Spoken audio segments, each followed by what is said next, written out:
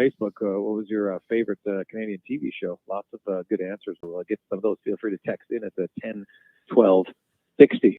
I can tell you're growing up, man. Mr. Dress Up killed it. Whew, loved that show as a kid, man. Oh, so good. Casey and Finnegan, are you kidding me? Oh, Finnegan was a beauty. Oh, it's so simple, but so good. Let's get to the racing report brought to you by CanTorque. They're hiring. You have mechanical aptitude, willing to get dirty, enjoy solving customer problems, excellent attitude. Well, that describes you. They want you on their team. Send your resume to info@cantorque.com. Colin Livingston joins us once again. And Colin, interesting weekend. F1, easily their biggest crowd they've had. And I say that Netflix works. People like that documentary. It has many more Americans and Canadians watching it. And it was interesting, NASCAR's kind of reaction. They're just like, oh, geez.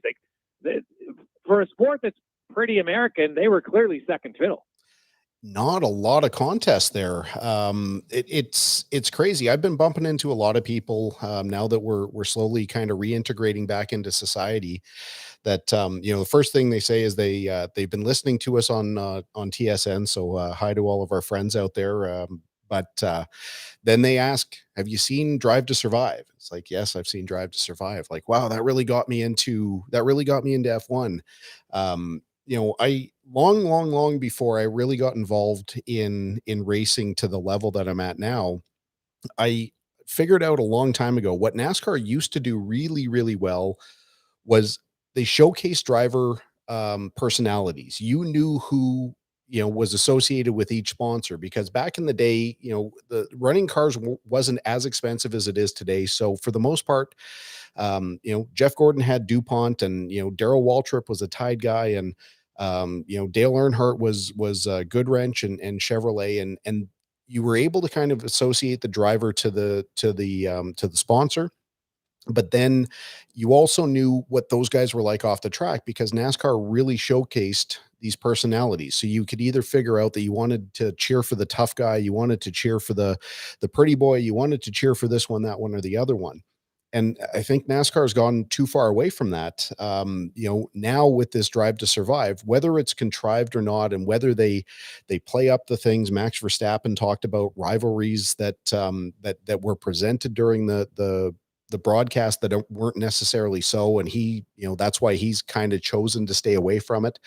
But people are able to start connecting, all of a sudden it goes from an unknown quantity for a lot of people to, now, Daniel Ricciardo is a funny guy, and, he says a lot of questionable things that, he even challenged. I can't even come close to repeating what he said in last season. But he used a lot of really colorful language and said, I bet you guys won't put that in. And of course, Netflix put it in. But yeah, the racing, if anyone switched back and forth, because the races were on at the same time, the F1 race, ended 2 hours before the NASCAR race ended. If they bounced back and forth between the F1 race and the NASCAR race, I mean, there was no contest between, broadcast quality and what was happening on the track. Now, you sent us an interesting article, and I talked a little bit about the idea that F1 is around the world, whereas NASCAR is mostly in North America, and there's too many races. Has it always been that case, or is it kind of what you've talked about lately, is that it's just kind of the quality's gone down, so people are less excited? I don't know that the quality of racing's gone down in NASCAR, but the way that they present it's really changed. F1's added a lot of races over the last couple of years. I mean, it used to be like a 15, 16 race series, and now they're pushing almost, I think they're talking about 23 races next year, which might oversaturate what's going on. But, NASCAR has, I think, 36 events over the course of the year. They only have like 2 off weekends. So it's crazy how many, how many races and how many similar races. I mean, obviously the majority is on ovals, nine road course races this year. But so many of the ovals are similar. Like, NASCAR went through a big phase where they kind of did these, what were called cookie cutter tracks. They were all 1.5 miles. They all had the same configuration. So I don't know, it kind of took away some of the excitement, but Yeah, I mean, NASCAR is doing some things really well, but the article you were talking about was posted by Jenna Fryer from the Associated Press, and really, showed some of the drivers' frustrations with how they're being treated, and really said that the TV deal has made sure that the series is profitable and the tracks are going to be profitable, but they're also, they're kind of sacrificing their attendance. If you take a look at the stands, it's pretty obvious that what she was talking about is true. And when I went to, the Daytona 500 was 2005, we counted 24 trailers just for Dale Earnhardt Jr. Jeff Gordon had 18 trailers around the racetrack. I did one full lap around Daytona International Speedway, and like, these guys had merchandise trailers everywhere.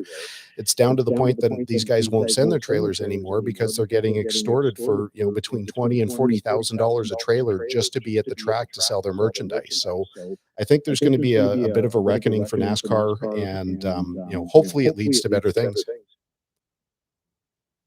Colin Livingston joins us from the CanTorque Racing Report. Colin, the sausage curbs, man. During the W Series race, you saw a car go wide on the opening lap, almost went airborne. I saw it, like, literally, it only, I think, had one tire on the ground. And to the credit, FIA removed those turn one exit curbs prior, because it's funny, because if you watch turn one, that exact thing would have happened in F1. Why does the FIA, why are they still in favor of the sausage curbs? Why are they so slow to want to remove them? Boy, I hate these things. I think FIA is actually complicit in any damage or any injury that results from these things, because they're a known quantity. Now, we've talked about these things a bunch, and the idea is that they're supposed to prevent drivers from exceeding track limits. The wider you can make a corner, the more speed you can carry, and you can turn it into an advantage. But FIA has the ability to enforce track limits. So they'll say before the race, if you go outside this line, your lap time's deleted. In practice, in qualifying, which, for qualifying is a major thing, because you only have so many sets of tires and you have to use a brand new set of tires to set a decent time. So if you have your time deleted, you're going out on, lesser tires, or you have to use another set. But these situations, like on the start of a race, when somebody gets forced wide, this was in the W Series, the women's racing series that ran at the same track, and nobody really did anything wrong, but these things just super upset the car, and we see this almost every race with these things. So yes, they're a deterrent, but at the same time, when somebody can be terribly injured, or you can sustain a lot of damage to these cars, where the rules are already in place that if somebody's going to exceed these track limits, they can just get a penalty. So why do they keep doing it? I have no idea. Joined by Colin Livingston, talking all things racing here on TSN 1260 on the Jason Gregor Show. I just want to go back for a second, just to that idea of the NASCAR versus F1. And I don't think you touched on it, but when you look at the number of races within North America, is that something that I heard you said they make money and with the TV deal, but does that mean it's not important for them to get fans in the stands because they are making money, or is there a push within the group of maybe some young owners to try to get people back in the stands? Because as you see with a lot of sports, without fans in the stands, the experience isn't quite the same for both athlete and spectator. Sorry, with NASCAR or with F1? NASCAR. Yeah, I think eventually the TV deal is going to come to an end between Fox Sports and NBC. They're going to have to go back and renegotiate that, and NASCAR is going to have to make the best deal that they can. NASCAR is truly built on fan experience, so they can't change everything overnight. But I think they're putting way too much stock in the new car that's going to come out next year, the next gen car, without really focusing on the product that they're putting on the track and how they market it. I mean, I've got a list of things that I think NASCAR is doing incorrectly. I really think that their broadcasts have suffered. Like, We've talked about that a little bit, where you can't just have former drivers and former crew chiefs, predominating your broadcast. You've got to have broadcasters. I mean, you listen to how Gregor talks, and then you listen to how a guy like me talks. We're not the same. I mean, I'm an enthusiast, but I'm not a broadcaster, and I'd never claim to be. You need that, that back and forth, and you need that interaction to make it sound interesting. And I think they're turning people away with how they're dealing with this stuff. But NASCAR will not sit back and allow empty stands and empty stadiums. But they realized that in-person viewership was declining. I mean, they spent something like $4 billion removing seats from these stadiums to make them look more full, and they still look empty. So they're going to have to do something going forward. Colin Livingston joins from the CanTorque Racing Report. Hamilton, there was lots of passing him and Verstappen actually down the stretch, and that one Verstappen ends up winning the race, and now he's got a 12-point advantage with 5 races to go. It's one of the closest battles in recent memory. Mercedes is, I think, 22, 23 points ahead of Red Bull in the Constructors Championship.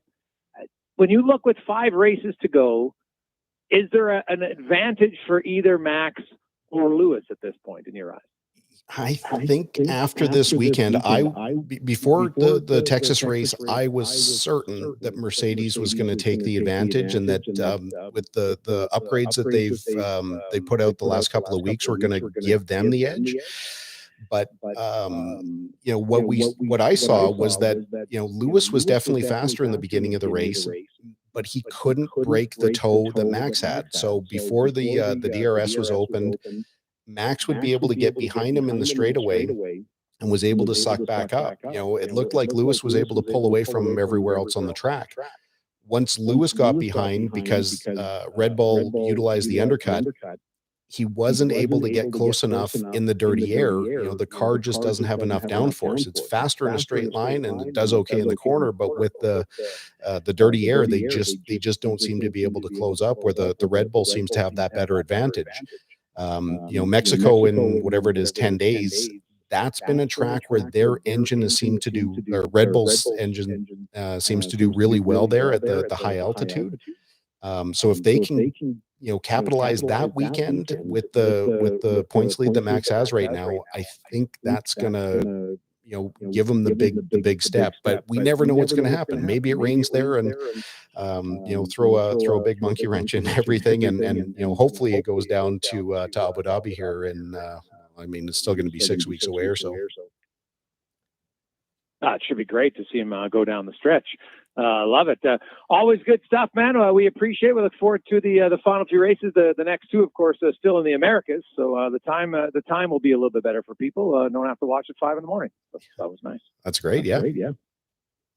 Have a good one, Colin. You too, guys. Thanks a lot. Let's go. Colin Livingston joining us in the. Thanks, Colin. Always a pleasure, sir.